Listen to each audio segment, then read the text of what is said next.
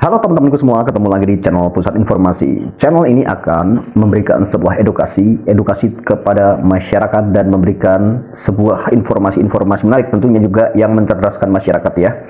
Dan kali ini yaitu tentang berita yaitu sidang perdana sengketa Pilpres ya, hasil Pilpres ya teman-teman ini di tahun 2024 ya. Ini digugat ya dari dua kubu atau dua paslon ya teman-teman. Dan ini saya akan ngasih tahu ke teman-teman ya, ini di video ini saya kebetulan menemukan sebuah video di kompas.com ya teman-teman ya. Saya akan melihatkan atau memberitahu ke teman-teman ya, bagaimana sih pandangan atau komentar-komentar di video ini tentang pidato Anies Baswedan ini. Ya, Bapak Anies Baswedan ini berpidato di gedung Mahkamah Konstitusi ya teman-teman ya. Dan pidatonya itu sangat berapi-api dan bagaimana sih penilaian kalian semua? Ya, nanti berkomentar di kolom komentar video saya ini pandangan tentang Anies Baswedan juga ya teman-teman ya. Bagaimana pandangan kalian semuanya dan bagaimana jikalau teman-teman ini melihat ya sebuah komentar-komentar nanti di video ini ya, bagaimana pandangan kalian semua. Teman-teman, mari kita tonton videonya ya teman-teman. Ya, mari kita tonton komentar-komentarnya dan saya akan bacakan ya teman-teman ya.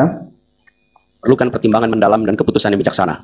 Dan saya akan memperlihatkan pidatonya dulu sebentar ya ke Anies, nanti saya bangsa dan negara kita ini nanti saya potong-potong ya teman-teman ya pidatonya agar cepat ya.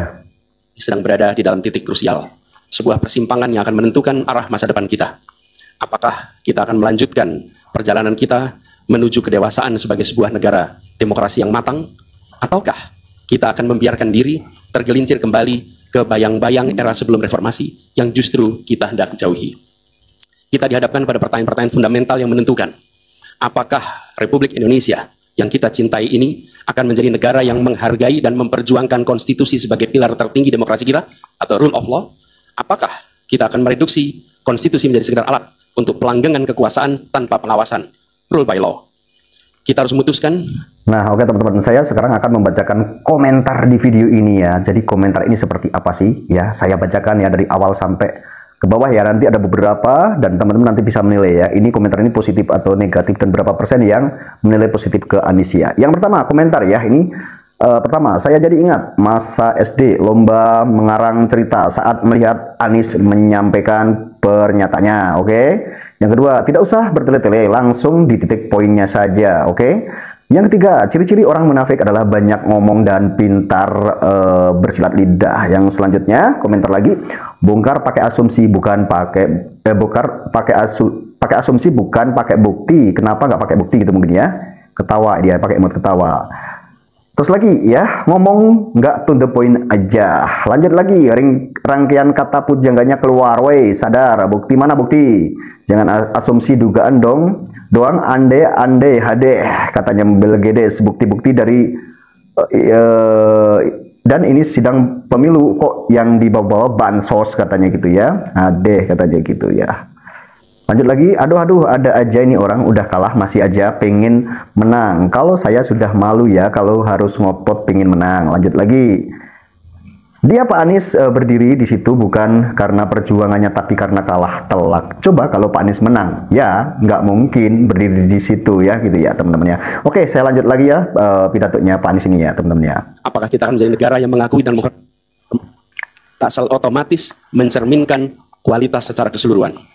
Setiap tahapan proses pemilihan, mulai dari persiapan awal hingga pengumuman, haruslah konsisten dengan prinsip-prinsip kebebasan, kejujuran, keadilan.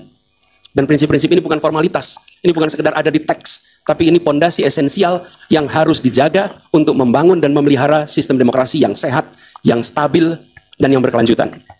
Pemilihan umum yang bebas, jujur, adil adalah pilar yang memberi legitimasi kuat pada pemerintahan yang terpilih, yang bisa membawa kepercayaan publik serta memperkuat pondasi institut.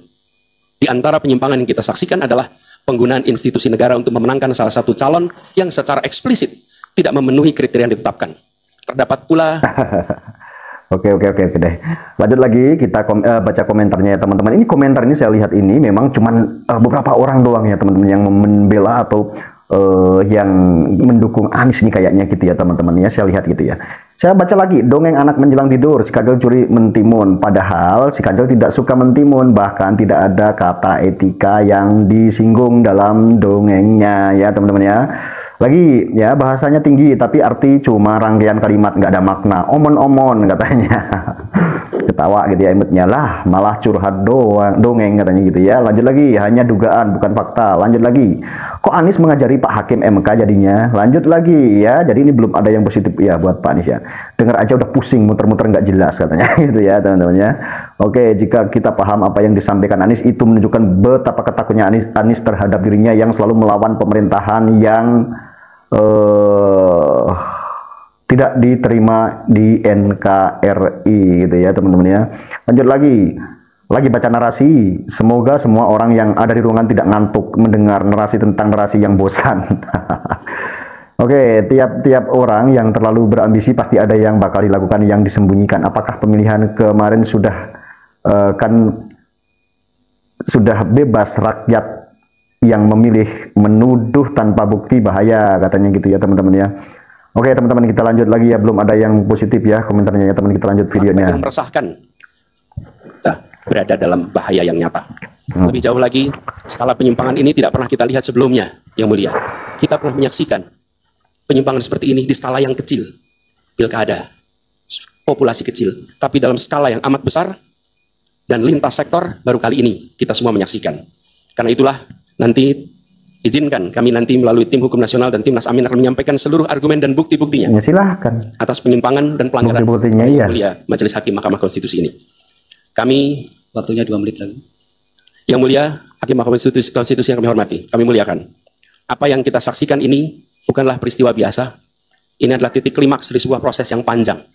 Penggerogotan atas demokrasi, di mana praktek-praktek intervensi. Nah, oke teman-teman ya, saya bacakan lagi ya, langsung to the point aja, nggak usah muter-muter ya lagi. Anies, kamu itu berpuisi ya, memang kamu pusing, kamu paling pintar kalau ngoceh tapi nggak ada apa-apanya gitu ya. Lanjut lagi, kalah tetap ngeyel ya, tangkap penjarakan rakyat daerah yang sudah bosan mendengar kata-kata curang yang mengatasnamakan rakyat. lagi apa artinya dugaan itu cuman omon-omon ya, ketawa lagi ya teman-teman ya. Oke teman-teman ya, jadi ini komentarnya ini nggak ada yang positif ya, nggak tahu ke bawahnya ya, tapi banyak sekali yang bener-bener ini kayaknya sih pendukung-pendukung paslon lain yang jelas ya. Cuman ini aja, semoga Allah luluhkan hatinya Pak Hakim, amin ya. Luluhkan kemana? Luluhkan pasti luluh Hakim gitu ya.